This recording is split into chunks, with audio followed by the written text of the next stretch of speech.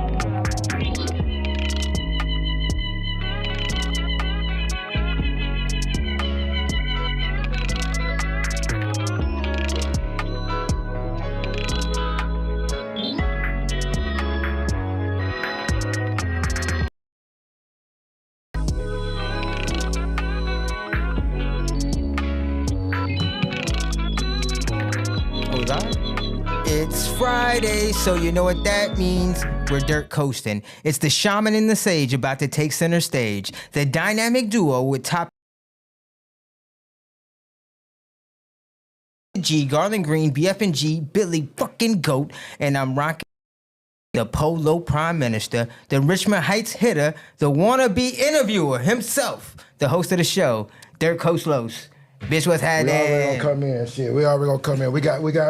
We got our special guests in the house. We live with special guests in the house tonight. We just coming in. We bringing it in, man. Been on a tough week for myself. You know what I'm saying? We gonna get in. This rich on it. We gonna get in just yet.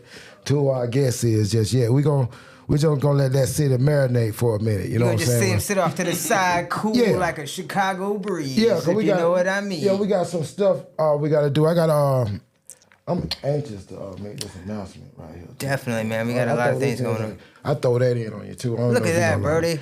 Yeah, we got our youth baseball team that's fit to all take place. Willie Mays Natives youth baseball team. So we're going to be going from door to door in the near future in Richmond Heights area, Motown area, Washington Shores area.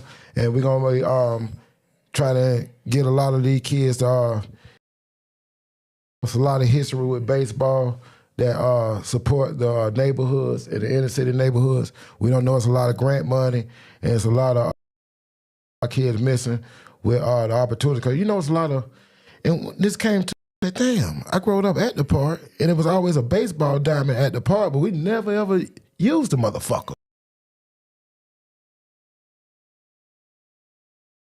The history of baseball, bro, you'll see how important baseball, that sport is to inner city and America as it is. So definitely, man. I remember growing up in Sanford, Rinka had a team, Rinka baseball. Bro, if you played for Rinka, you was a hitter. So definitely the sport of baseball. Jackie Robinson broke the color barrier there in Sanford. Willie Mays. I mean, come on, man. Willie Mays. I grew up on the street with Tim Raines. I grew up on the street with Tim Raines. He had one of the big deals in the 80s.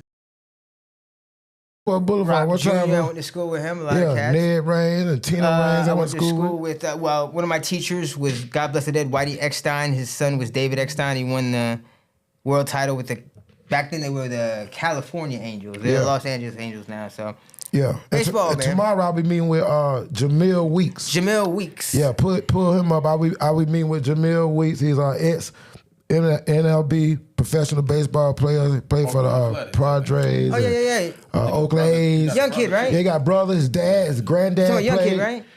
He retired now. He played for 12 years. Yeah, I believe so. I think he got a break from my niece. And it's a couple of them. It's a lot of the Wheat boys. You know what I'm saying? So I'll be with him tomorrow. But once again, man, I'm saying Willie Mays, the Willie Mays natives. Okay, so youth baseball team coming to the surrounding areas. We'll be going door to door, and softball as well, girls and boys. So Definitely, man. It's something to get the youth involved out the street, something to get them, you know what I'm saying, going. Definitely behind that 100%. Probably do some fundraising stuff here at Dirtcoast for the Willie Mays natives. Mm-hmm. Shout out. So y'all look forward to that, because that's coming Because real just soon. this year, Lake Mary, shout out to Lake Mary, just won the Little League World Series. That's right. Yeah, man. That's great. That's great. Yeah. The Babe Ruth World Series used to be shot right. there in Eastmont or Westmont and Altamont. Mm-hmm. So, Yeah, man, baseball, man, it's deep stickball. Yeah. We used to play shit called fumble. All right. Yeah. So we appreciate. Oh, and I gotta give a shout out to. I lost a family member this week, but I don't want to get into that right now. But I want to give a shout out to. Slipped my mind. Yeah, I forgot. Slipped my mind. He's going through so much. It's been a rough week for the Dirtcoast Los, man. Y'all send him some white lights and positive energy, man. You already know, man. It'll come back to me. It'll come back, man. Yeah. You already know. Hold up. I should have wrote that shit down, because I know it was important too. But we gonna. Oh, I didn't know it was on. Yeah, we'll jump right into it. One time my boy Steve, we filmed the Rolling Loud this week too. You know we streamed that. Yeah, we this had week. Rolling Around. It was crazy. I don't think Kodak. They say Travis Scott had the best show. Kodak was, man, Kodak got a lot going on, man.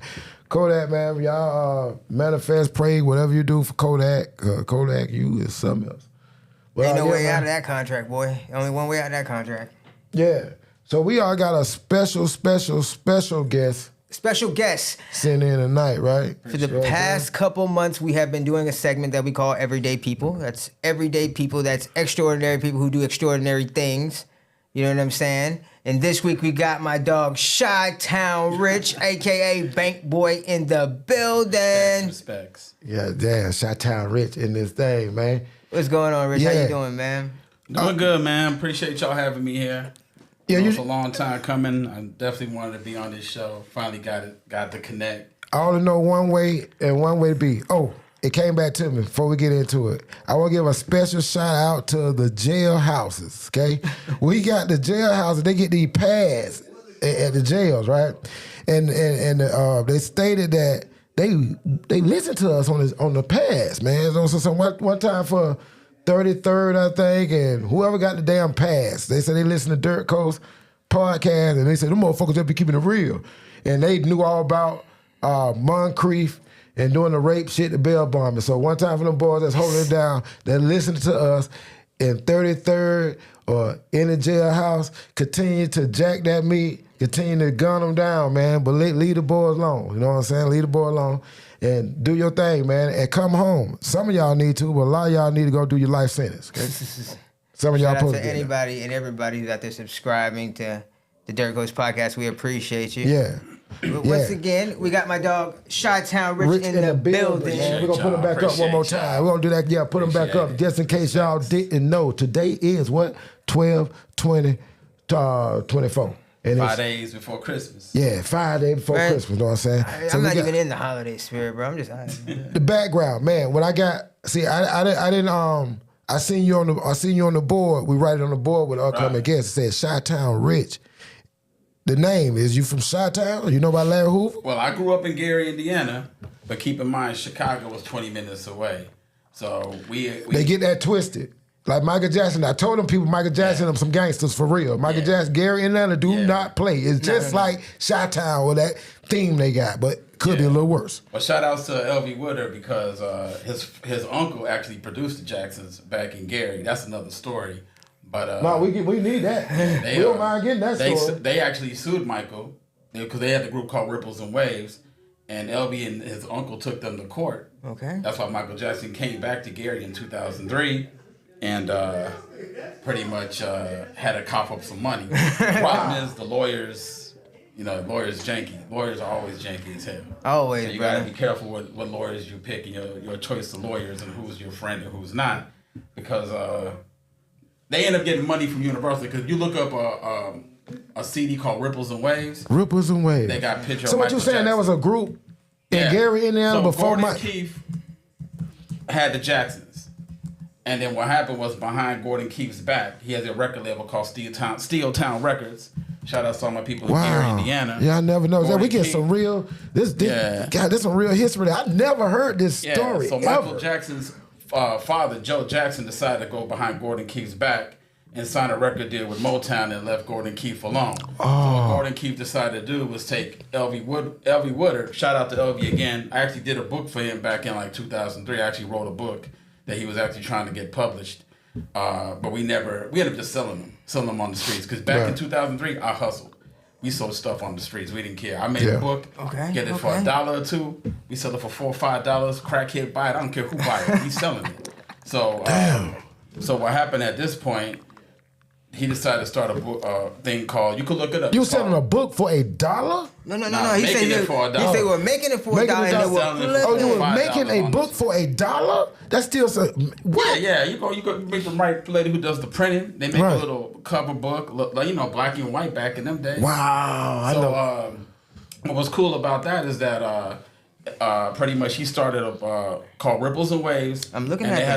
They had a song called "Let Me Carry Your School Books." Let me carry your school books. I'm looking at it. It says including Michael. Everybody Ripples thought it and was Waves Michael plus Jackson, Michael. but it wasn't Michael Jackson. So what they record label did, I think Universal, because I think Universal. We can't play it back. I want to play it. We'll get copyrighted. But goddamn, that's crazy. Yeah, so they brought out an album, thought it was Michael and them, and they actually took Michael to court. I mean, Michael really had nothing to do with it, but Michael actually ended up coughing out money, and so did Universal Records. I think Universal got some kind of distribution with Motown back then. Yeah.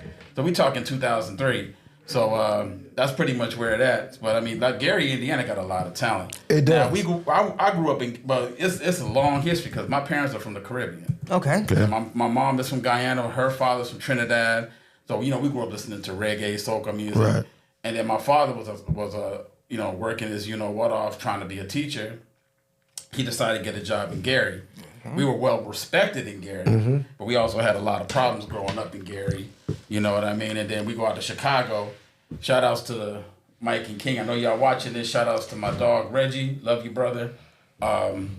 We used to go out to Chicago every weekend. Used to stay there for months. Used to chill out. But we grew up around the West Side. West Side. Not the South Side. Not the South Side. Not 63rd. Shout out to Stony. We used to be out there where the LKs was. And this Land Kings. You see a lot of ill stuff back in the 90s.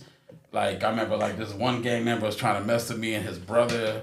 It's just crazy. You see little kids get hung back in the days. Back in Chicago was nothing to play with in the 90s. Right. The Shy, man. The Shy. I got a lot of that, that ancient get down history in Shytown. But the one thing I like, we've always taught ourselves how to hustle. I got friends, they know how to do stuff like fix walls and this and that, do plumbing and stuff like that. So I ain't no plumber, but we all at the end of the time growing up in Gary and Chicago, we all knew how to hustle. It's and people used to show us love.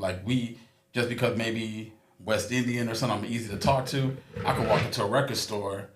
And when I was in college, by the way, there's a record store right by my university, Indiana University Northwest in Gary. Got my degree there and everything. There was a guy, shout outs to Mike, rest in peace. Mike used to own this record store called Turn It Up. Okay. Back in 95, I would say that's the essence of hip hop. So at the same time, in 93, 94, I decided, because my father was a teacher at the university, I was writing for the university paper. So at that point, we was getting all these ads coming in, right? And I said, yo, these people trust me doing ads. So I ended up staying with that company, staying with the university paper. Even though I graduated, got my degree, I was still writing stuff, drawing stuff, showing my creative side. So at the same time, I'm like, man, how can I make some more money? I said, I've been a graphic artist. I used to work for Donald Trump's casino, and I actually did the Trump logo back in 2000. So wow. But I ain't gonna lie. Wow. Graphic design back then stressed the shit out of me. That's big. Now you got it, bro. Say what you want to say here, Brody. But I'm not a big graphic artist anymore because they used to, them corporate mugs used to be like, yo, I like this. Print out a poster. Back then, printing out a poster in the year 2000, that stuff used to just go crazy, man. So the cool thing about working at the university, I used to just do mad interviews. I used to interview like Sugar T from the Click. From the Click? Mac Mall. Okay, Bay Area. Believe it or not, when everybody was listening to East Coast music and stuff, I just started to chill out. Even my cousin in the back could tell you, we just listened to a lot of West Coast. I was listening to Mac Mall, Young Lady. You listen to that Yay area music, boy. At the same time, I always wanted to be different. So at one point, shout outs to my dog, Reggie. Rest in peace to his son, by the way. And they just had his the person that shot my godson, by the way. They just did his what you call it. I think he's doing like 60-something years. Oh, he did his trial? He can rot in hell for all I care what they did to my godson last year. Well, a couple years ago. Wow. Don't really like to messed up a lot of my life on it. And messed up, because he was an innocent bystander expecting a baby and stuff like that. Part of my crew, Death Trap crew, because we used to spin dancehall music back in the days. And his father was very talented, used to tour, go on tours with the Indian Punjabi crew. They actually signed a record deal with Sony. And very talented. You hear this man Punjabi. spitting bars. No, okay. My dog Rajay, she goes by Vicious Arawak. Okay. The dude is very talented. So he'll go to Trinidad, he'll go to Texas. He been up to Orlando a few times. Him Click back in the 90s. We used to spin records together. Used to chat on the mic together. I dropped a few albums back. Actually, when I first moved to Orlando, I dropped a few albums out here. That's what I know. I know you did a little bit of artistry. I did a little freestyle dancehall here and there. Keep Damn, my flow. Man, you got a lot. You see, like right there, bro. First 10 minutes into the show, what we found out about Shytown Rich, right? He's from Gary, Indiana, right? Got his degree from Gary, Indiana University Western, right? Is that Indiana University Northwest. Indiana University Rest Northwest. Rest in peace to my pops, Dr. Milton Sankar, passed away 2019. R.I.P. Pops. R.I.P. to Pops. Successful life. Actually taught me about real estate, my father. He actually, back when I was hustling tapes and CDs, and I ain't gonna lie, we was hustling in video stores. Shout outs to my Uncle Bill. Can't find him. And said my cousin's supposed to look for him. I used to just... Shout his name out. Somebody might be out there what's looking. His name? Bill. Sadie Bear and Uncle Bill. They used to work at like little video stores. Sadie Bear, and Uncle Bill. If you out there in the congregation, holler. Where they were? What state they in? They live in Gary now. And Gary? So we got people. My cousin, it was at the back right there. L. And in the room in there, in the front room. Yeah, he over shout there. Out to L, dog. Yeah, shout out there. He's supposed to go visit them. He always say, "I'm gonna go visit them. Next time I go to Chicago, I'm gonna they ain't want the front room TV on there. They ain't there looking at sports and betting and shit. Yeah. Oh yeah, They ain't that getting a damn about this man. shit. So just to get into the point, shout out to my boy Scoot, by the way, because what we used to do when I used to live in Gary, every weekend I used to be in Chicago, like I said. So I used to go catch the train. We used to go to Gramophone Records and pick up vinyl. I used to pick up. I was deep into house music too, like ghetto house music. Chicago. But I always got my dance hall on the side. So what we used to do is at nighttime we used to go to these raves and stuff, spin our music, collect whatever we gonna collect, party and BS and all that other shit. And just come back and catch the train back to Gary. Sometimes he'll stay over because he used to have these dreads and all these chicks over that dude. Yeah. You know what I mean? So shout out to DJ Scoop too. Shout out Man, to DJ. you got all these different hats, and they some great hats I've been hearing. Like I just met you, right? When you wake up in the morning, what do you do first? How you say I'm finna write a book? I heard you're an author. Oh yeah, he got a couple books out. The first thing I do, and I think everybody, I take a shower. Brush my teeth, of course, take a shower. Right. Before I take I got 2 kids, Juliana and Johnny, by the way. Okay. And before I take them off to school, I actually spend 40, maybe 45 minutes to meditate. I meditate to like a lot of, I'm a Christian, my wife's Hindu, but I meditate to a lot of Hindu stuff, and I'll meditate and appreciate what I have in life. I'm thinking that's what I'm missing. At the same time, believe it or not, if I know you, or in my thoughts, you're in my prayers. Like I pray every day. When the person that killed my nephew, I pray for his, judgment to be served. I pray for his family. I pray for school teachers that used to teach me that's passed away. They may not even know me, but the way that I think they made about a presence stuff, in your life, and also think about my protection for God to look over me at work. I'm glad I asked you that question because that's kind of like therapeutic to myself, right? Because my life is changing so rapidly. A bunch of hats. I'm learning. I need to focus on, I heard you say the meditation. I got to add that a little bit more to my morning exercises too when I get up. But don't get me wrong. There's some days I get angry. I get angry with family. I had a lot, like I always tell people, your blood ain't always your blood. I got family that we talk that a lot. If they walked in this room right now, we just had that conversation. Yeah, that's why the family feud.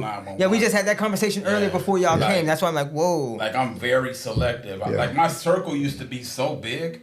Like when I lived in Gary and Chicago, because people were so humble. I know people always say, "Oh, this person gonna kill this person," and don't get me wrong. I lost a lot of friends. He can tell you if he ever come through here, but he kind of shy. Yeah. But I lost friends. I had a friend that robbed a liquor store, decided to go back to the liquor store to buy liquor. What you think they did? They shot and killed him. I had another friend in Gary climbed up on the damn Aldi's and tried to break into an Aldi grocery store. So, I mean, it's just that it's sometimes the company you keep. And I was around that company. I said, you know what?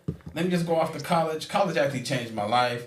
I started being more into organizations, got into fraternities like Delta Sigma Pi. I'm also Sigma, by the way, Phi Beta Sigma. I started, if it wasn't for stuff like that, and taking care of the youth and that's the watching ground over the youth. That's your ground. Like before COVID, by the way, I mean, there's a lot of stuff that I'm still trying to bring back to myself.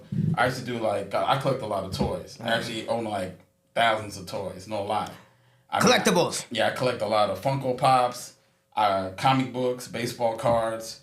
That's and the collectible, I dibble Rich. and dabble in the stock market. Yes, I own some Bitcoin. Yes, I own. Like I tell everybody, and I tell everybody now, if you're looking to invest, the best thing to do is get into go make an E-Trade account and do like a Roth IRA where you're putting in money, but when you get to that 50-year-old thing, you could take the money out. You're not paying the IRS. And see that people, that's more game. that's game, man. It's like I what mean, CK be talking about with So the I got trading. into that when the information. market crashed. When the market was like 2020, and I got into like BlackRock funds. And BlackRock. I started by the only one that I regret is getting into ARK. If y'all ever heard about Kathy Woods, I thought she was going to be like the. You can break it down. Though. Break it down. Like She I was say, big into Tesla, but she sold all her Tesla shares. But now I'm buying more Tesla because once Donald Trump gets in the office, Right. we just Tesla's gonna be a big thing. And go a little deeper than that. And what I mean by that, we go stay away from the politicians because we gonna stay about what business. I'm talking about politics. The business side of that. Because when a lot of people speak, especially us, they shut down. Like a lot of people we talk to, and we're like, man, you gotta start understanding business and understanding what Donald Trump is, who he really is, right? So just stay on the business side of that. Why it's a good thing that you were saying about Donald Trump. Well, I ain't gonna, I mean, I met him before a few times. I actually been fired by him and rehired by his company. So you can talk it. So you got personal experience. You can speak on that. Actually, his main man, if you look him up, Mark Brown, was a great guy.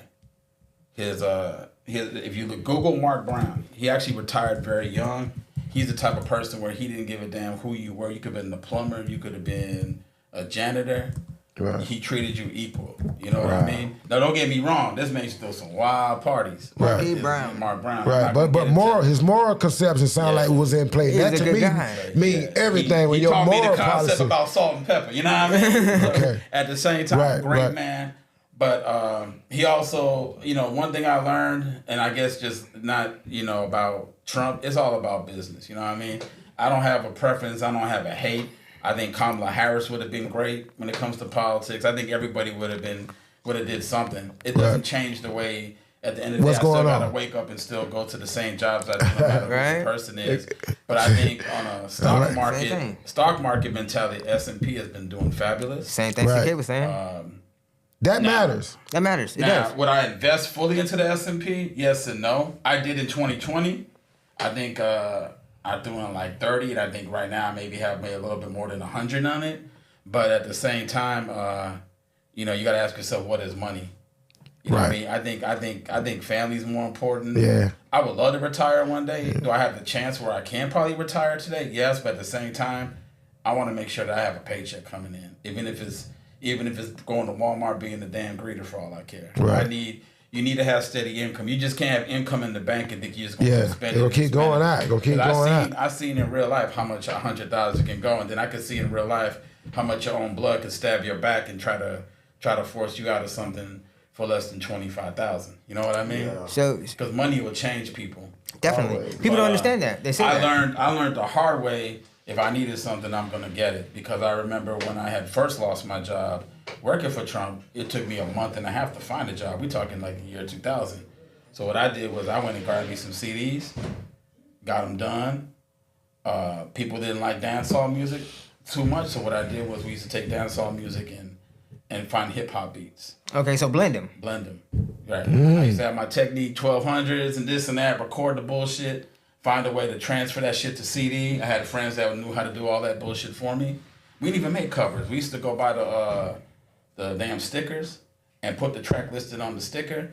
Give it to my man Mike and turn it up. I used to go to my boy's little spot where he had his little tricks working, if I can say the word. No, you say whatever you want to say, bro. Yeah, very, very cool dude.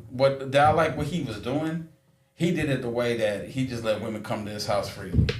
You know, you got problems at home. If you 18, 19 or whatever, come to his crib as long as the bills get paid. Hey. You know what I mean? Right. He'll make a steak, a bag of potatoes, and feed everybody. Cool ass dude. Wow. So what I did was he allowed me to go in there and sell the CDs. And I used to see crazy stuff happening, Gary. Crazy stuff. I'm talking crazy. You know what I mean? I can only imagine because Gary is predominantly black, right? Yeah, but you got the crazy crackhead girls coming in and shit like that. You know what I mean? You know, saying, "Oh, my boyfriend wants to buy this," crying and stuff, saying, "Can I help her?" I ain't Captain Saber, but at the same time, you know, it taught me a lot. You know, make your money, but don't stick around. See, the other side of the game, man, right? So from what I'm hearing is because, like you said, you're enthusiastic about the business sense that Trump has. But through everything that I'm hearing, like Lo said in the beginning, you wear many different hats. It's the hustle. Oh, well, Gary dangerous as fuck. That's his son. He's a trucker. But you know what? As me being a West Indian, Gary was cool. I mean, the way I see it is you stay out of trouble, you do your thing. We was well respected. Yeah, I had one person, a neighbor, throw a rock at our house and broke the window because... That's some like little bullshit. India, but that's some BS. That's a little bullshit, right? But at the same time, I mean, of course. You know what I'm saying? You got this family member cheating on this man's wife, cheating with, cheating. Okay, so like I was saying, one thing that I hear that is predominant in everything that we're talking about. Don't know the demographic of Gary, Indiana, and why people speak about Gary the way they do. Well, the thing is, believe it or not, I mean, yes, Gary, Indiana is predominantly African American. But if you think about it, it was the Steel City. What happened was the Steel City closed down back in like the 70s, early neighborhood, and they gone. Yeah. They went to a place called Maryville, Indiana. Okay. Property value goes down. Yeah, property value went down. We stayed because we had cool neighbors. The thing is, everybody on our block, rest in peace Kirk, rest in peace John, they died over some BS. John went over a girl's house and thought he was... Damn, Kirk John. went to the liquor store, robbed the liquor store. It's like an episode of BMF. And, these people... And Gary. No. Did folks try to initiate me? Yes, but you gotta just focus on yourself, man. That's the problem. And you gotta know when you see danger come up, you just gotta move, man. Like I went to the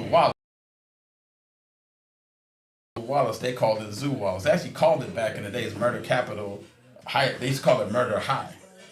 My cousin over there could tell you about it. Murder High. Okay. You know what I mean? A lot of rapes happen. You can Google it. Lester Wallace. You know what I mean? I missed that school. So that's where you went to high school at? Yep.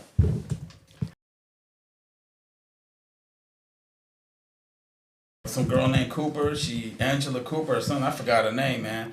But she ended up stabbing a school teacher like 80-something times. I think she committed suicide a few years ago. Yeah, but they used to call. There was a lot of things. But then you also had strict parents. I had I wasn't even, bruh, my father didn't give a damn. He used to come outside with a baseball bat and swing on. Joe Jackson. Them boys ain't playing, Gary. They rule with. Them boys were trying to keep y'all from doing the LK and doing the GD and the BD, man. Okay.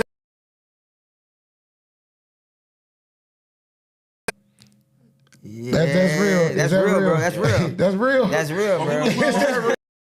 That's real. No. I think Michael did punk Tupac. Mike did. I ain't taking nothing from Mike. Capone, is that the one you talking about? Yeah. Is that yeah. No, I believe Mike did have those capabilities, man. I believe Mike had what you call that thing, a split personality. I believe so. 1 minute Yeah, That industry Quincy thing. Jones' daughter, he loved and respected. Kadada, yeah. That makes sense. Khadijah, right? Yeah, Khadijah Kadada, Jones. yeah. That's what I'm saying. Yeah. He probably looked at her like a sister or something. I'm pretty sure. Oh yeah. Michael Jackson, Quincy Jones' daughter. He felt like he was protecting her. Right. So that's the whole thing. That's why I want you to break down the demographic of Indiana, and that But the whole in Chicago, Steeltown. all that's But there was connected. a lot of That's influence. Because my grandfather used to that's own a probably bar. the Iroquois Confederate. All that thing connected. But it's a lot of influence from Chicago. That's what I'm right saying. now, Yeah. the demographics is like 70,000 people. But you got a lot of these, man, I don't even name into a club actually close by my old house in Gary. Right. And they started shooting up the club. Oh yeah.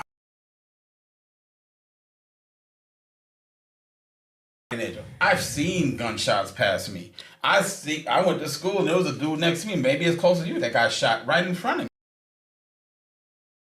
I can't say it didn't scare me, but we saw it. You saw it and you either just walked away or ran from it. Luckily, I never got hit from a bullet. Never. Never had nobody or kill me or anything like that. And I did put myself in dangerous situations. Yeah, when you selling CDs and you out there, can you drop so-and-so off for me? Yourself in danger. I could have been CD man like the dope man, bro. CD man like the dope man, like the weed man in the hood. Same thing. At the same time, college did level me. There was a record store. I did start writing. I became a writer for the university paper. I did interview with a lot of major artists, like the Lost Boys. Shout outs to Mr. Cheeks, Grade 5. I did a fantastic interview with him back in '95. Rest in peace, Freaky Tar. That's probably one of the only artists, like, when I found out he got shot in the back of the head, I did a presentation in my college, I broke down crying. No, man. You know what I mean? So I did a lot of interviews with artists. At the same time, I decided, if I'm going to get advertising from the college paper, let me do something on my own. So I started my own magazine, RSK Magazine, met a lot of local artists, did my own covers. I started linking up with New York DJs, up and coming New York DJs. Say, you want to do a full page ad on my black and white magazine? You already know who I am. You've already advertised with the university paper. I'm about to drop this new magazine called RSK. We're gonna print out 1,500 copies. I ain't gonna lie, I bullshit about the 1,500 copies, but I always wanted to make sure that I had my ad money before I took that stuff to print. So I would have this lady, Copycat Records, I forgot her name, real cool lady, man. She actually stayed up like a whole week just printing out shit for me. But my brother knows because I think she was kind of sick. But yeah, man, I used to make sure I had my ad money in my pocket, my profits, before I even dropped the magazine. So I might meet a girl, like, cause I did IT at Trump Casino for a long time until I left here to come to Florida. I actually, that's something else I could just bring up real quickly. But yeah, so I met this girl who wanted to be on the second cover. I said, you want to be in the second cover? Give me $200. Very simple. So I just started just making sure that I at least pocketed every month at least $1,000 to, I don't know. And I hope some of you young ones out there listening, you know what I'm saying, because you got a lot of young kids that listen and watch stuff. You don't just have to be the rapper. No. Right? You don't have to promoter. Be the promoter. You could be the street the team. editor. You could write. You could be the journalist. The journalist. Yeah, you get the book. You could get all the rappers and get their story from the editor side. You don't have to podcast as well. So it's a whole nother outlet. And I want to talk about something I saw in your portfolio that Green had or something to me. It was saying about you in the collector game. What you mean by the collector game? You collect. What you go look? I know you're talking about. I'm a man of many hats, but so I started out in the '90s as well. Like I said, DJing, doing dancehall. That allowed me to actually go to different countries and spin dancehall music. Shout outs to my dog Jason. I've been to Bluefields, Nicaragua, for a Beanie Man show.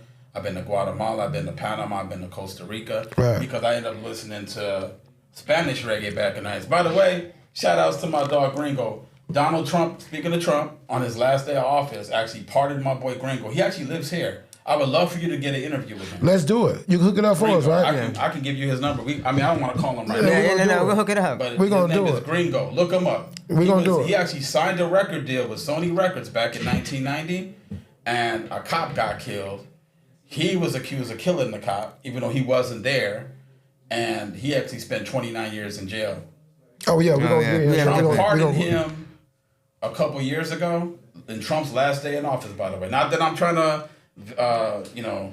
No, this real. This real. President. No, this Trump real. Did pardon him after Yeah, 29 this somebody's life we talking about. No, we got to talk about that type of shit. He was actually one of the when it comes to, not this reggaeton stuff. We talking about Spanish reggae from Panama, right?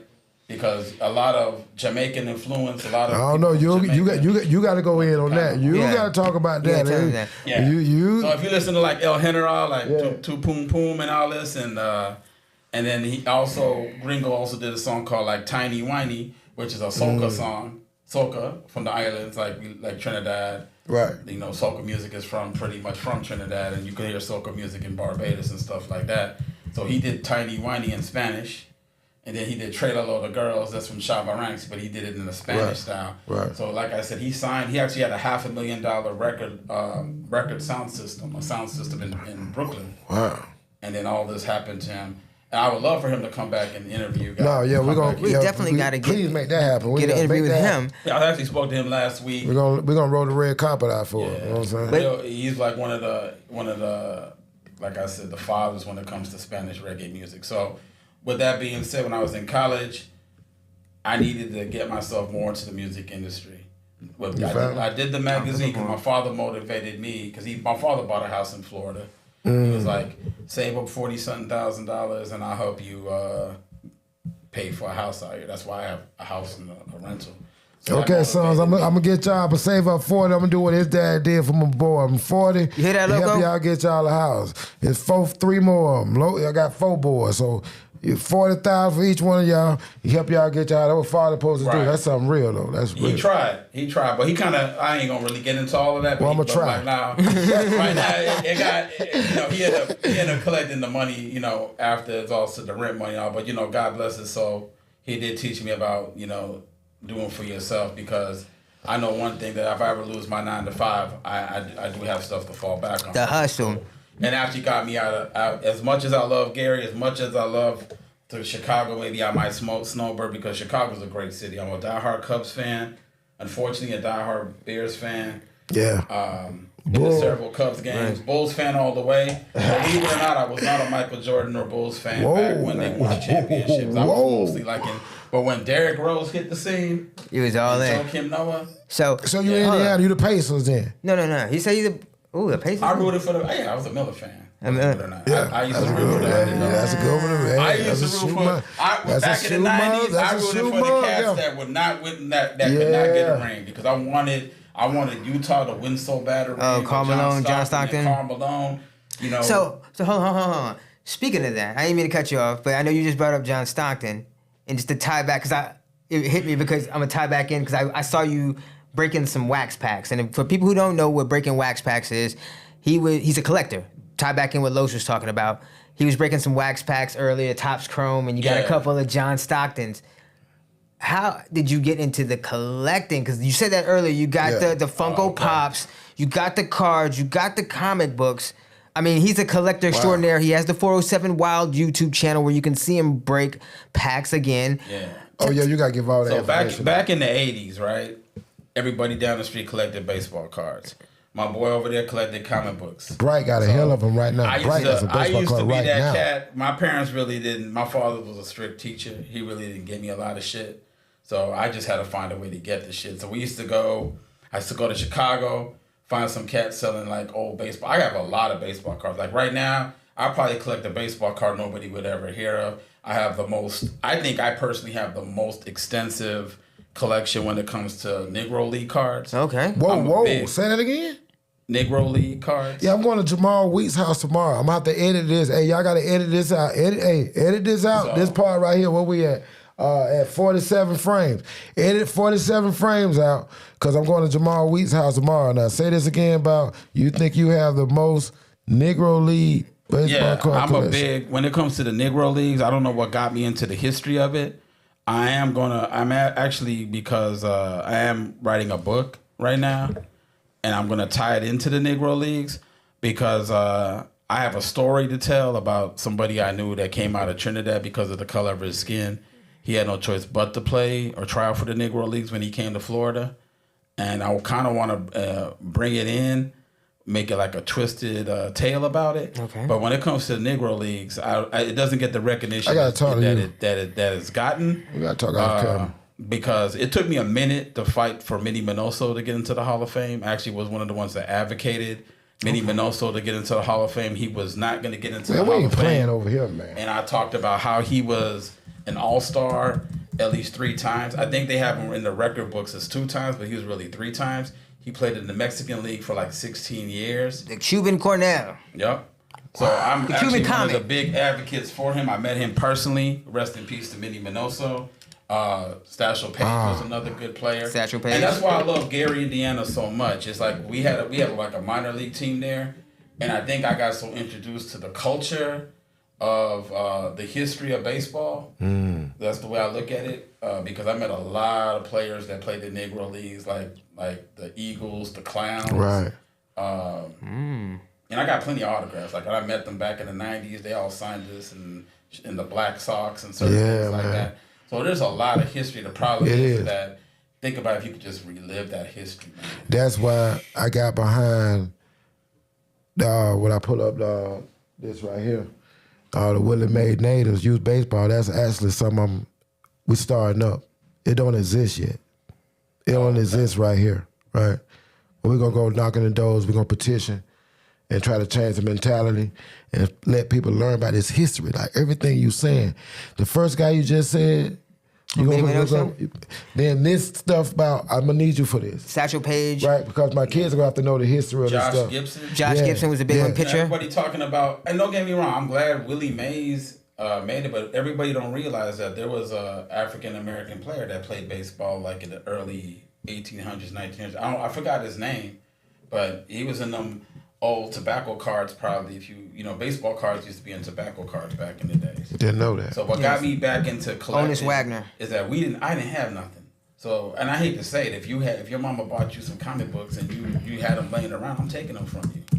My neighbor, So you had to have my neighbor, that's how you got like I said, rest in peace to Kirk. But I mean, I had to learn how to, you know what I'm saying, his mama was a stripper. She used to come home and used to leave like food stamps in her purse. We used to take it and go butter in the bakery, buy some butter in the bakery, cakes and whatnot. And like I said, if there was Transformers laying around, I snatched them because my pops ain't buying me nothing. My mama used, like I said, when people say that they had Jordans on, if my mother bought me a gym shoe that said MA100 from like Kmart, I love them shoes, man. Right. You know what I mean? Right. Because my father lived frugal. Right. And don't get me wrong, they lived frugal. But look how it made you. I think that was part when you carrying all these hats. The and you hustle, doing man. this That's thing. what he said. My cousin, he actually wanted to get rid of his comic books. I took them all. He came. He said, "Take it for $20, man." I got some 1960s. What? Spider-Man. Yeah, but I mean, I told him, you know, he ever want to look at them, he could look at them. You can always look at him. But it taught me to keep everything. I learned in life keep everything. I got interested when I started seeing the money. Green was working for this comic book place. I used to pick him up from work and shit. I was started working seeing for the money they was making, and that was intriguing me. Like, whoa, what the fuck? I was looking for a baseball card company. I can't say their name by law because I signed an NDA. Okay, that's cool. Yeah, but I deal with a lot of the cards. I didn't say the name, did I? No, you didn't. No. That's what I'm saying. That's a thing. Like what people don't know is get you a lawsuit. Don't do it. Okay. Don't do it. Shout out the Strum thing. That's where me and Strum thing. But it is just like playing the stocks. If you see something that's attractive, go for it. Like I know Shohei Ohtani brought out some baseball cards. Be like the first 100. I want to be that first 100. I want to grab it. If you see me at baseball games or basketball games, I'm probably like the only West Indian cat you're gonna see that's trying to get an autograph. Then how you hold it and you protect it? See, then you got to hold that stuff and protect it from years and years. How you do that? Man, I just leave it around. It sounds crazy. I put it in filing cabinets. Yeah, you're like my brother. My brother has a collection. I got one room dedicated with toys. My wife's gonna kill me, and I got a back room dedicated with toys. Like man, shelves. you have to do that though. Like I'm that cat that's trying to just True do or what false? I gotta do. Collectors are just hoarders with better taste. Huh? True or false? Collectors are just hoarders with better that's taste. truth, man. Man, I think it's true. It's true. That's all. All collectors are hoarders, man. But at the same time, if I'm spending money, I want to find a way to make money. So I grew up collecting garbage pails. That's a GPK, man. Yeah. That's what we come at. So I actually said, hell with it. And I'm just going to this is what I'm telling people. If you ever get to a situation where you ain't got no money You know what I'm saying? Draw some garbage. Let me put see. it on, Let me put it on that shit eBay. right now. Go to eBay right now. I got one of these on sale. I already got a bid. Yeah, GPK, Garbage Pail Kids, guys. Yeah. That was a big thing in the 80s coming So up. I called that Magic Jordan. All I did was draw like a Michael Jordan, sign my name in the back, put it 1-on-1. And here go another one. I call this one Christmas art. And it's always a play off the name with Garbage Pail Kids. Yeah, Garbage Pail Kids was a play off of Cabbage Patch Kids. I remember this, bro. Garbage Pail Kids, GPK. All this old stuff is coming back. Nostalgia. That's what I was going to ask you. Since drawing these, I've already sold like 15, 16 of them already. Hardest thing is when you mail them out. Yeah. I try to be like that nice I know. guy. I send stuff for tracking, so when people pay me like $15, $20 for it, I should be eating more. Yeah. But I want to make sure they get them. So I just at this point, I just want my name out there. Yeah, we made a paper track. We're gonna help you with that, man. I think tomorrow I got one ending tomorrow. It's like a Mickey Mouse with a knife in his head, and I called it Steamed Willie. Steamed Willie, I seen that one. I was gonna ask you that because we're talking about that. Yeah, GPK, bro, Garbage Pail Kids. Oh, I love Garbage Pail Kids, bro. I actually takes me. That's to be the honest peak with you, in it me. only takes me like 20, 30 seconds I'm to gonna draw get that some. stuff. I got So, this. for I gotta you, get Brody- on board because this type of stuff, they're gonna be my grandbaby. I know, getting it for my bro, that's grandbaby. it. I'm Collecting is the getting- thing, By the bro. time they get, boy, you on to something right here. Like you said, Okay. collecting is That's like what I'm stocks saying. and bonds, I right? found myself where I needed money, and I said, you know what? Ain't nobody gonna hand no money to you. It's all about in life about your personality and you loving people. If you don't love people, and people can tell that, you just got to be genuine. You got to be in the business to make friends. Like I was telling you, my brother's a collector. I'm a collector. Me and Rich, for people who don't know, me and Rich used to work together. So we've had these conversations. That's why we brought him on the show, because I thought he was an intriguing person. You know what I mean? GPK, Garbage Pail Kids, man, definitely. If you coming up in the 80s and you were a kid, you know about Garbage Pail Kids. They came off of Cabbage Patch Kids. Comic book collecting was a big thing. Baseball cards was a big thing. Topps, Upper Deck, Dunruss. For you, which is your favorite, bro? I mean, I see you doing the art. Again, 407 Wild, that's his YouTube channel. Go and check him out. Is it the comic books? Is it the baseball cards? Is it the Funko Pops? I see you with the Pops. Yeah, I buy Funko Pops. I go to like conventions. He had me hit the Philippines up for looking for Funko Pops. Yeah, I've been to the Philippines, by a lovely country. I actually went there on a job situation. am going back. Your cousins? That's who I work with right now. Shout out to Baguio. Shout out to Manila. Shout out to the Philippines. Lovely people. Angeles City. The best people in the world that I've met personally, that's friendly, right. in the Philippines. I remember I had this guy in the Philippines. Wow. Just like handle my clothes. Dude folded everything. Oh yeah. Gave him like a $2 US tip. He thought I gave him the world. Pesos over there, bro. They're very humble people. And it's so much I'm trying to like. Angela City is wild though. Right. Angela City is wild. I've been there. Angela City, baby. Pampanga. Shout out to Pampanga. I'm so intrigued, like where we crazy. go next too, like. But yeah, I say it always, like when people say I'm saving my money for a shoe or just, don't get me wrong, I buy shoes too. He buys shoes too. I buy shoes. The collectibles, the Travis Scott's dropping. So I actually went to the trophy room to try to win me a bid. Hopefully they watch So it. nephew, Keisha's son, he into them shoes and stuff. Oh no, he into the. He got the lobsters. I you seen the gotta look lobster at the joints rubber. drop. You gotta look at the stitch. Them ain't real. What you mean? Oh, look at the stitch on them. The stitch on them, that's too high. I just buy 3 inches too high. Yeah. Like, I just buy some sneakers, and if I get lucky, I actually got lucky. Got the orange lobsters before. You got the lobsters up I don't sneakers? believe in buying. wait, resale. what's that? What's that? It's a dunk low. It's a dunk low. See, that's what I'm saying. We get into this geek shit you right gotta- here, man. yeah. Like, that's what he's in. That's what I brought him on here for the culture. That's why I asked him, like, what do you love most? Comic I'm books? a man of all trades. When I was in university and I worked at the record store and had a chance to bring in like Nas to do a signing, Master P to do a signing back in the 90s, Cool G Rap. You know, these people that you ain't probably. No, how you connect? Okay, I just to get a job is one thing, but you're saying you naming these names, the big names, right? That got to take some kind of, I don't want to say luck, but it's that shit Steve got. It's a certain je ne sais quoi, man. You gotta have that personality where people could trust you. Because I walked into the record store, the guy knew I was a university student. Yeah. I told him what I can offer. He's like, "Oh man, I ain't got no money for no flyers right now." The Dayton family, shout out Dayton to family. Shout out to Dayton family. Yeah, I used to Top listen to them. I used notch. to listen to them they boys. from Yeah. Michigan. Yes, We about sir. to do this boat cruise. Shout out to Can you Top help Lock. me? I said, yeah, give me your flyers. And of course, I went back to the school, printed out 100 flyers for him, and he just started trusting me. Time so it came lasts to a the lot of point time, where yeah. Mike was like, hey, George Clinton people come in. I need you to put up some posters in my thing. Notorious Big, rest in peace Biggie. Been to the shop with Craig Mack. We put up posters. I mean, like I said, when it come to hip hop, I've been through a lot of hip. I could actually say that I walked and breathed hip hop. I used to go. I remember seeing the Roots in Chicago. We actually got there so late that we actually had to watch the show in an alleyway. I used to interview artists like Crucial Conflict, Twista. Hey, in the middle of the barn. And it came to the point where their publicists trusted me so much that even when I left Indiana and moved out here, I was still writing. I was writing for Crunk Magazine in Atlanta, Georgia. Shout outs to Desmond Perkins. I know you're probably watching this. He actually got me into the game of just writing, interviewing artists, giving me pointers like, oh, you about to interview Chameleonaire over the phone. You about to interview Juvenile over the phone. Just keep your composure when you write. Just watch your grammar. Make sure you write it in a certain way. I interviewed Cuban Link, who was part of Terror Squad, who actually one of my favorite rap artists. And people, this before GV, what the shit is? Who's that? The chat shit.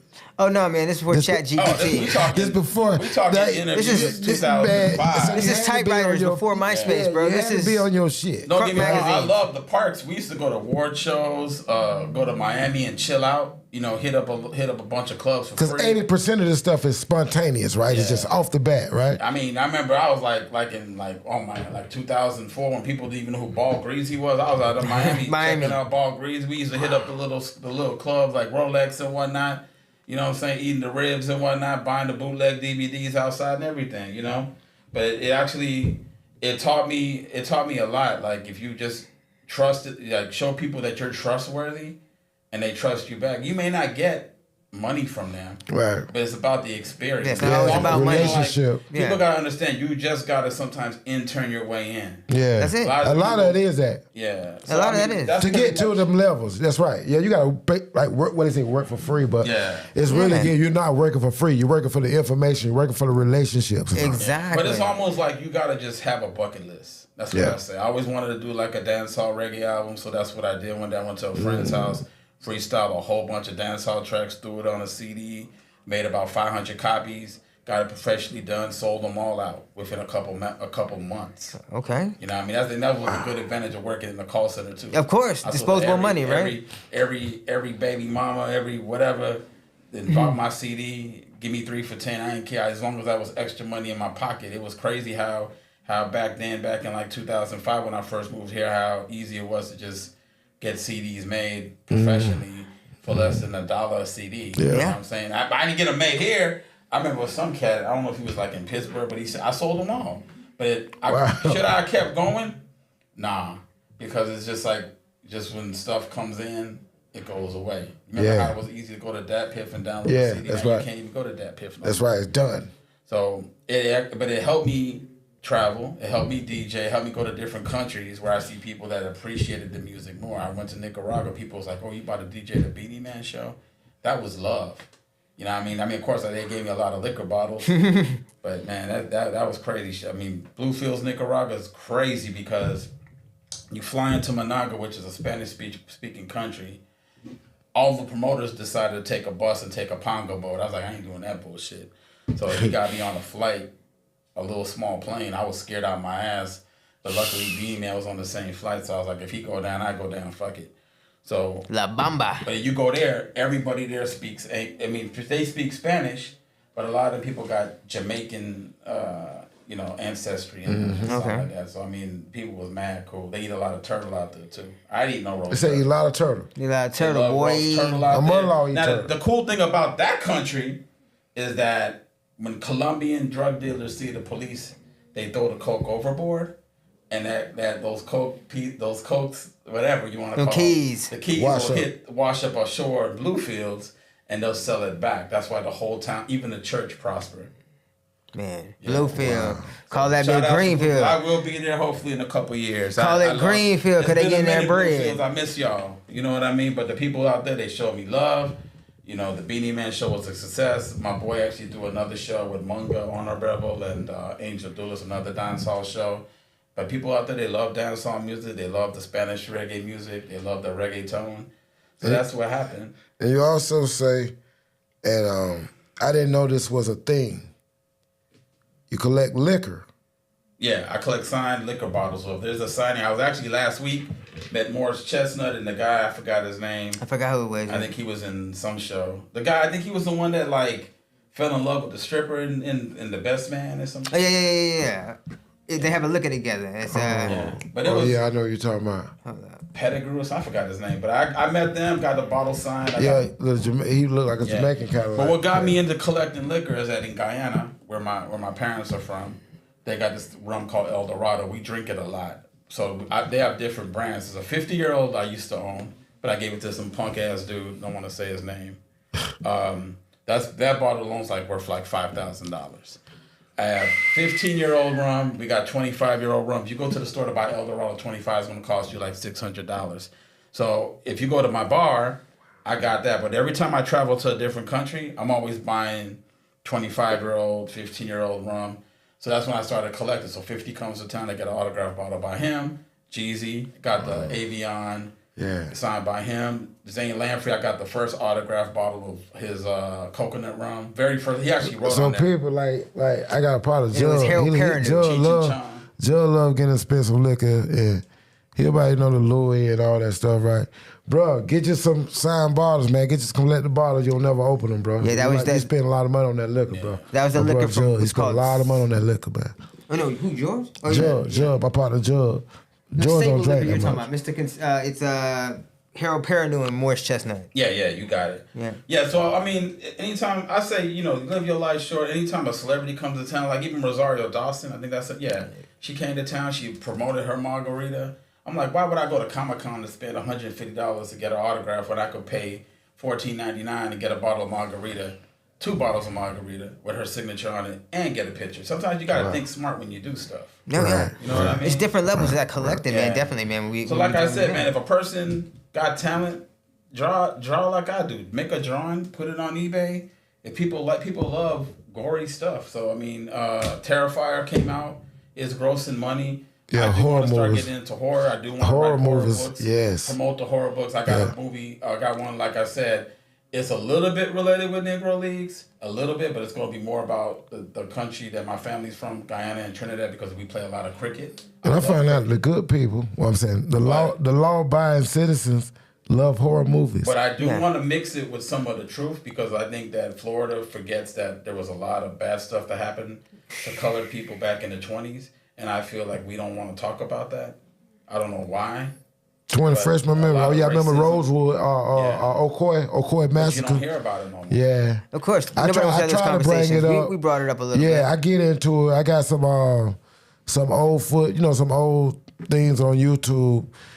They'll probably catch back on when people catch up on the page. They'll go back and say, damn, they actually got deep and got kind of, we got off that path a little bit and did this path. Yeah, we're on this right now. We're doing interviews, but he had, this show's been going on for a minute. Yeah, man. but I'm glad you brought that up because it is intriguing and it's stuff right in our back door. Right. Yeah, they don't know a man was hung right downtown for voting in the 20s.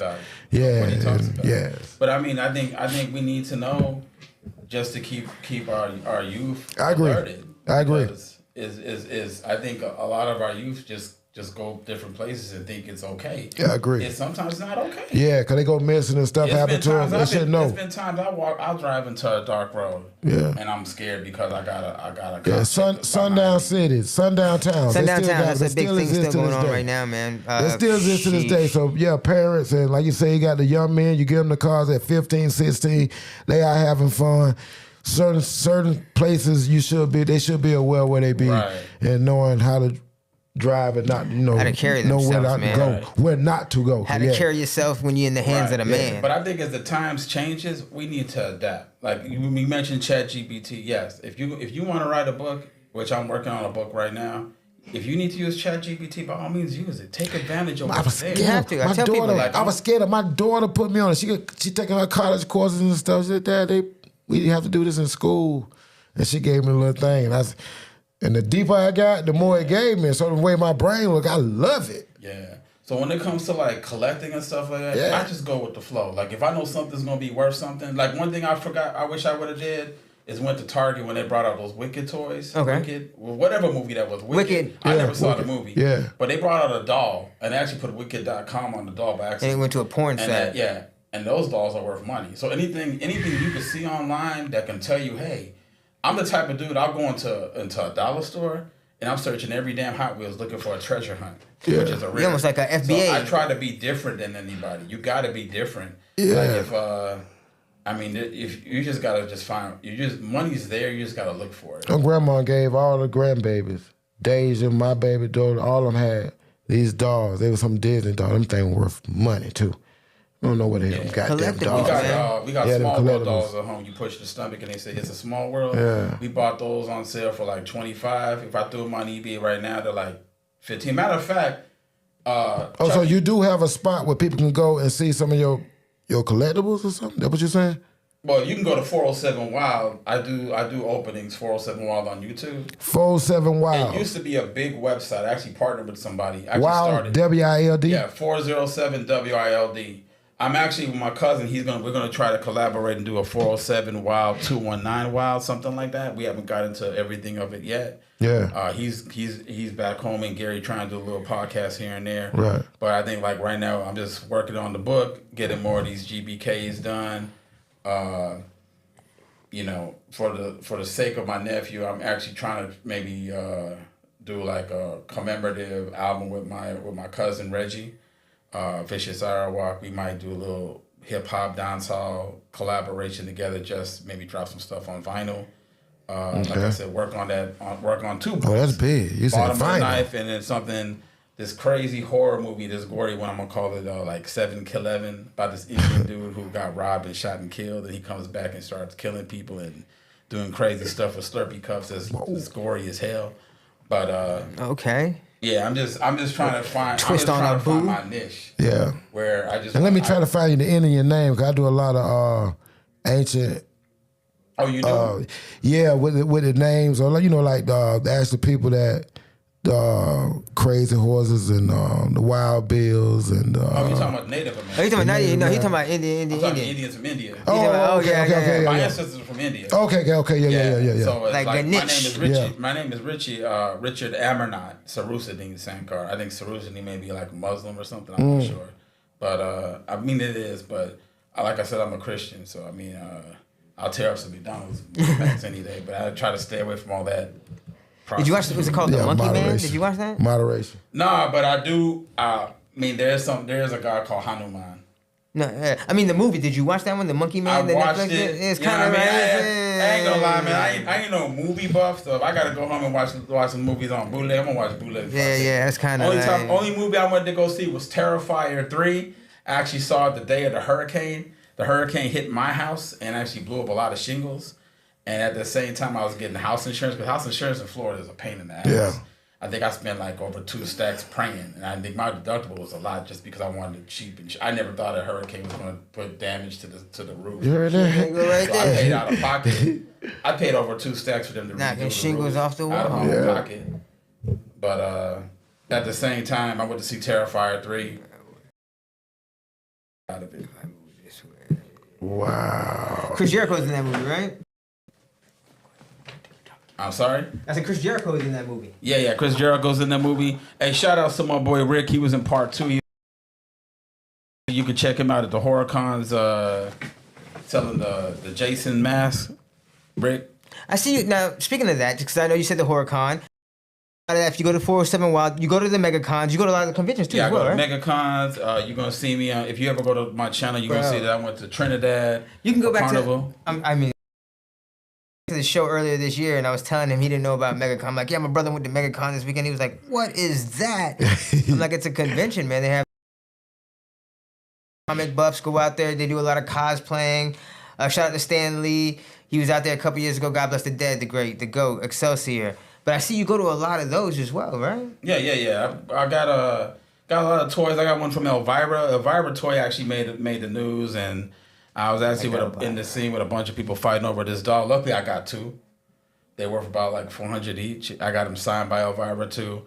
I meet a lot of celebrities. Like I said, Rodario Dawson was one. The guy who played Creature the Black Lagoon, I got toys signed by him. Rest in peace to him. Can't think of his name right now. I got stuff signed by Robert Englund. So I try to just have stuff there because when I'm gone, my kids will get it. You know what I mean?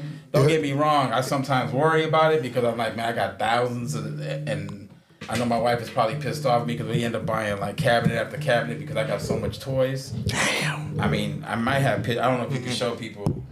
You speaking of that, man, shout out to previous guest, Twandy the Student. Twandy the Student has this limited Funko Pop by Tupac. I think it's like worth $400, $800 right here. Yeah, my brother got that. He got that one with the bandana on it? Yeah. He actually paid $600 for that. Twandy got that joint. He got that as a present at work. It was like a Secret Santa. Now it's worth $600. Wow. So, yeah, go ahead. But I think one of the biggest things that I like is doing my own magazine that I did back in Gary, Indiana. Took the words right out of my mouth. I was just asked you. You had to mold everything down. What would you do first? Like, if you one thing out of all the things, the collectible, the author, the music, so many titles. I think just doing your own thing and just like starting my own magazine was.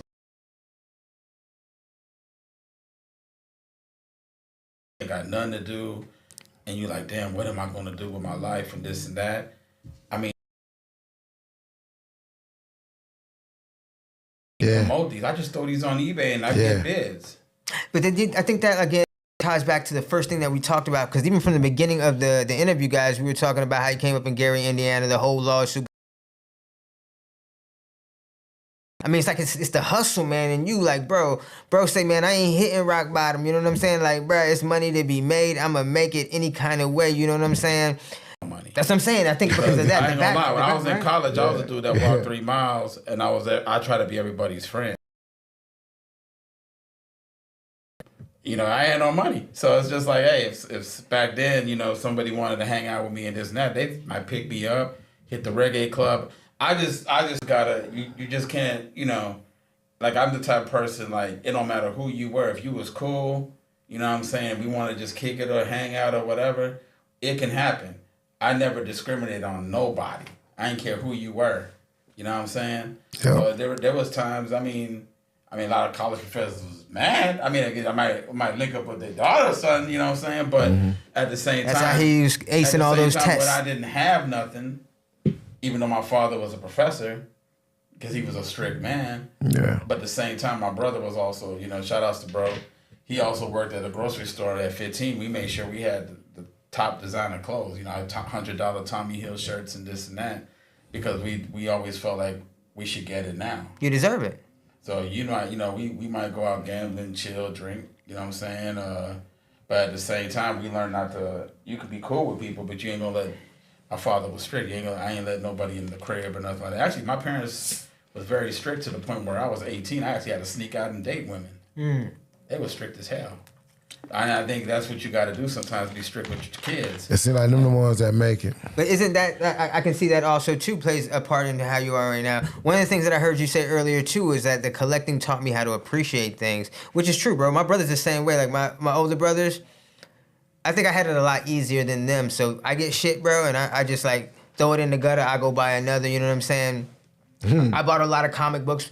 I didn't keep them. I had to give them to my brother. My brother still got them to this day. Matter of fact, they're his now. You just keep them bitches. Yeah. He has like the same thing like you have. He has the collectibles, the figurines, a lot of Dragon Ball Z, anime, which is a big thing.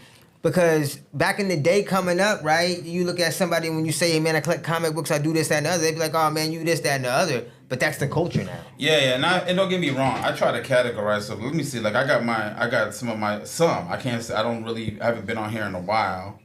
But like my Funko app, good example. If I can get in here, this is my account. This is my list. This is my collection. It's almost like looking at the stock market, even though I haven't looked at it in a while. Like a portfolio. Yeah, like this one right here says my collection is worth like $21,000, and it says 801 items. But I have way more than that. I haven't had a chance to change that. 21,000 on his Funko collection, so guys. Tony the Tiger for $490. I got a toucan. I got this Grimjaw. I actually had people from different countries hit me up this Bleach toy, because I got it signed by the voice actor. Bleach is an anime.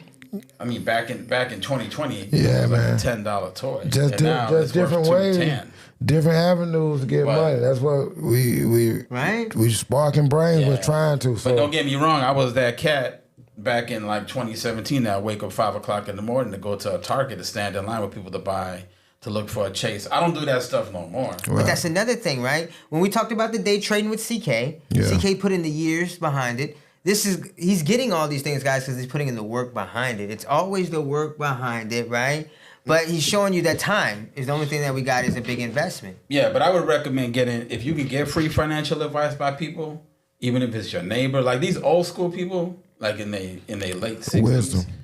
They'll tell you where to invest. Wisdom. Back in 2020 when the market was bad because of COVID, this one dude knocked on my door. Shout outs to Mike. He lives next door from me. He said, man, buy as much Tesla. What did he say? Just get in the S&P Tesla, and he was just telling me that how these Bitcoin was going to be a big thing. And look at Bitcoin now. Last over time 10,000. I checked, it's 103,000. Oh yeah, 103,000 over 100 grand. Now I regret not getting more than one, but at the same time, eggs in one basket. That's what I tell. My brother loves to buy XRP and Cardano. I can't get into that. I say try to invest for your future. You know, buy Amazon stocks, buy stocks you know that's going to be here 20 years from now. Yeah. I know for a fact that Tesla is going to at least be here for 4 years because Trump loves. Tesla just made $200 billion after Donald Trump was reelected. So no, these are gems, guys. Like Lodi just said, there's many different ways for you to earn. Don't say make, because you can't make shit. They don't even make money. Earn money to generate money. We've brought on the next show, like he was talking about. Fake. Yeah, exactly. Make it fake. The next show we have about day trading and how to flip accounts with CK will be on January 10th. We brought Rich on to show you guys that Make nothing. you could be a jack of all trades. You don't have to wear one hat. You can wear many different hats. You don't have one life purpose. You have purposes, right? You could be doing, like he said, he has the GPK cards here that he draws. He puts up on the site. He flips. He has books that he's written, that he has coming out, that he's still working on. He's getting into the horror genre. He's got Funko Pops. He's got autographed liquor. Y'all out here just buying liquor to drink. Right. He's got liquor that is And my boy earning more money. Goddamn liquor. You ain't got your damn collectible bottle. At all, but right? you buying liquor every goddamn time you get your. He's in you the- got damn collectible bottle, man. He's in that the you real don't estate? Open. You buy, you use that to so sit there and you can build. You know what I'm saying? And the liquor, the fine wine, right? The older Right. the better, right? But I say, yeah. But I say Appreciate build your fan base. I mean, I ain't got a lot of fans, but I mean, your biggest fan should be your family. That's Your it. biggest fan should be the people, your boy. Support your boy. Don't ask for no hookups. Like I have friends that will sell stuff. Just buy it. Just support your family and hopes that. No, they want it for free when it come from me. They don't want yeah. to pay it for me. They want it for free. Nah. My family. Ain't no free, Randy. I just try to stay humble. Me, my wife, and my kids, we stay humble. There's many people that's been to my house that lived there for months. Don't ask for no rent. Don't ask for no food. And you just gotta stay humble in this world, man. You know, just be nice, but at the same time, protect you and protect your loved ones. You gotta know who your friends are. You gotta know who your clique is. Like I said, your own family can kill you. Yeah. I've been down that road. I've heard the basis of this interview, guys. Again, family is a big thing that Rich has talked about. The hustle has been a big thing that he's talked about. Finding the big thing that he talked about. And it doesn't matter how old you are, guys. Don't let the internet tell you that you got to do everything while you're young. Youth, time is wasted on the youth, right? In your lane until you find where you at most feels you, right? Rich came all the way from Gary, Indiana, found himself here in the O with us on Dirtcoastpodcast. Yeah, because we was going to do this via link. Yeah, we're going to do this via link. But he came in person, man. Yeah, he's going to show some of our pieces. Appreciate y'all having me. He going to be back some more. Oh, no. Because, definitely. When we linking with these people, bro, we start... Because I'm going to be personally honest with you guys. I thought this interview was going to go to one way. I learned so much more about you, Rich, and just so many other deep facts and things that I'm going to look into, guys. And like Los said, we're going to have him back. I already know Los, like you said, you want to holler at you off camera because you got his mind spinning on other things. Yeah, that Negro League, that being an author, all that. I can see his brain. I see it. I've been around it for so long. There's a lot about baseball that I just love. Like I could see him talk about baseball. Bro, you two right here? I want to be a ball player back. Yeah, I'll be with some greats tomorrow. Like I said, I'll be with... Jamel Wilkes. And his dad and some more You guys could get people. together, man. Like, you guys could get together because he has a story. You guys could write a book. His granddad actually played in the leagues in the 20s. So when you hit that era, it was just right on time for what we was doing. So, yeah, we got to chop it up for real. And I want that interview with that guy. We got to get some numbers exchanged. With Gringo. We got to get Gringo. No, we got his contacts. And matter of fact, speaking of that, let the people know, Rich, where they can find you. I mean, it's 407 Wild. Hit me up Instagram, 407 Wild. YouTube 407 WILD. I used to have a website 407wild.com. I might relaunch. I think we're bringing all that back, bro. Yeah, I'm gonna relaunch that. I used to be with InTheFed.com. Shout outs to them. That actually started that. Then I started at 407wild.com. So that's where you can find me. Or like I said, hit me up on Instagram 407 WILD. Collectors, if you're into collecting, if you want to know about collecting, think about starting and get your kids into it yourself. There is no age limit. Hit Rich up. He's got tips. Again, he's done realty, right? He's done stock. He's got tips. He's an author. I would love, like I said, for Lo and Rich to get together and write a book because Lo got a story too, man. Definitely. This is Shytown Rich, straight out of Gary, Indiana. I like to call him Bankboy. Thank you for coming through the Dirtcoast podcast, baby. Yeah, appreciate we did that, man. Yeah, everybody out there, stop what you're doing. Hey, y'all, this one for you, one for him. Oh, y'all pick which one y'all want. I let Green pick because he brung you. It's only fair I let Green pick and you his thing, but I appreciate you, man. I love you, bro. I'm going to have this thing right here and I'm going to keep it. My grandbaby's going to get it. I'm going to make them fight for it. Whoever get it. I'm going to take Magic Jordan. Lip going to get it. I'm going to take Magic Jordan. That one I painted. That second one I painted a little bit. Using my paint skills. Yeah. But shout outs to my family. Shout outs to my peoples out in Minnesota, Chicago. Rest in peace, mom and dad. My wife, my definitely. kids. Bless y'all, respect, and everybody watching. Thank you, wife, for letting them come out and chop it up with us on Friday. Love y'all. Yeah, appreciate you, man, for letting them Rich come out and holler at us tonight. But we're going to come back, too. We're going to get him back. We're going to get Rich back. We love y'all, too. Peace out, man. Dirt coasting, baby. Until next week. Like, subscribe, share. Yeah, we gone. Check it out. Thank y'all. Oh, shit, man. You made that.